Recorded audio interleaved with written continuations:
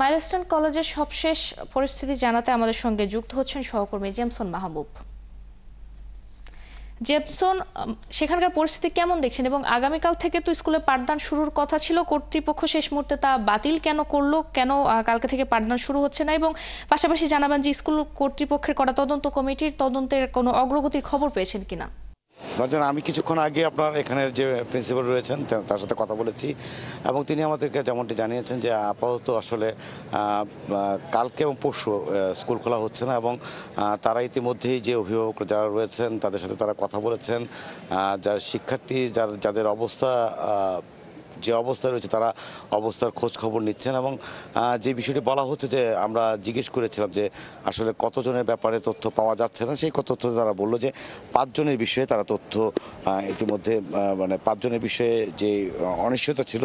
যে তথ্য পাওয়া যাচ্ছিল না সেই 5 জনের তথ্য তারা পাওয়া গেছে। সুতরাং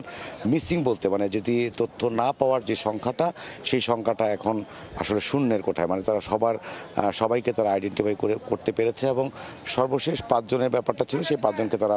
ডিএনএ টেস্টের মাধ্যমে তাদেরকে তাদের পরিবারের স্বজনদের কাছে হস্তান্তর করা হয়েছে। এবং স্কুল খোলার বিষয়ে যেটি আপনি বলছিলেন, এখন পর্যন্ত কিন্তু স্কুলে আমরা মানে সেই পরিবেশটাই কিন্তু আসলে হয়ে ওঠেনি। আমরা কয়েকজন শিক্ষার্থীর সাথে কথা বলেছি, তারা বলেছে যে যদিও এখনও যে স্কুল বন্ধ থাকার কারণে তাদের কিছু সমস্যা হচ্ছে কিন্তু বাস্তবতা আসলে তারা মেনে নিচ্ছে, কারণ এখন পর্যন্ত অনেক শিক্ষার্থী কিন্তু একটু ট্রমাটাইজের মতো অবস্থায় রয়েছে, যে তাদের একটু ট্রমার মধ্যে রয়েছে এই ঘটনার পরে। তো তাদেরকে মানসিকভাবে শক্ত করা এবং তাকে মানসিকভাবে সেভাবে প্রস্তুত করা একটু সময় নিচ্ছে মাইলস্টোনের এই দিয়াবাড়ি শাখার কর্তৃপক্ষ, কারণ তারা বলছে যে সমস্ত স্কুল খোলা থাকবে কিন্তু দিয়াবাড়ির যে বিষয়টি যেখানে দুর্ঘটনা ঘটেছে সেই জায়গার ব্যাপারটি এখন পর্যন্ত সিদ্ধান্ত হয়নি। আগামীকাল এবং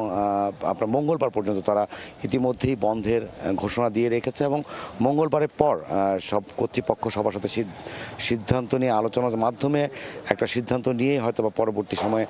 তারা সিদ্ধান্ত নেবে যে কবে নাগাদ স্কুল খুলতে হবে। এবং একই সাথে এখানে যারা শিক্ষার্থী রয়েছে তাদেরকে কিন্তু স্কুলেই কিন্তু আপনারা একটা জানেন যে একটা স্কুলে তাদেরকে নিয়ে আসা হচ্ছে এবং তাদের সাথে আলোচনা করা হচ্ছে, মোটিভেটেড করা হচ্ছে এবং তাদেরকে এই ট্রমা থেকে বের করার জন্য যে কর্মকাণ্ড, মানসিকভাবে শক্ত করার জন্য যে কর্মকাণ্ড সেগুলো কিন্তু চালিয়ে নেওয়া হচ্ছে এবং আমরা দেখেছি সকাল থেকে। ধন্যবাদ জেমসন আমাদের সাথে যুক্ত হওয়ার জন্য। দর্শক, মাইলস্টোন স্কুল অ্যান্ড কলেজের সবশেষ পরিস্থিতির খবর জানাচ্ছিলেন সহকর্মী জেমসন মাহবুব।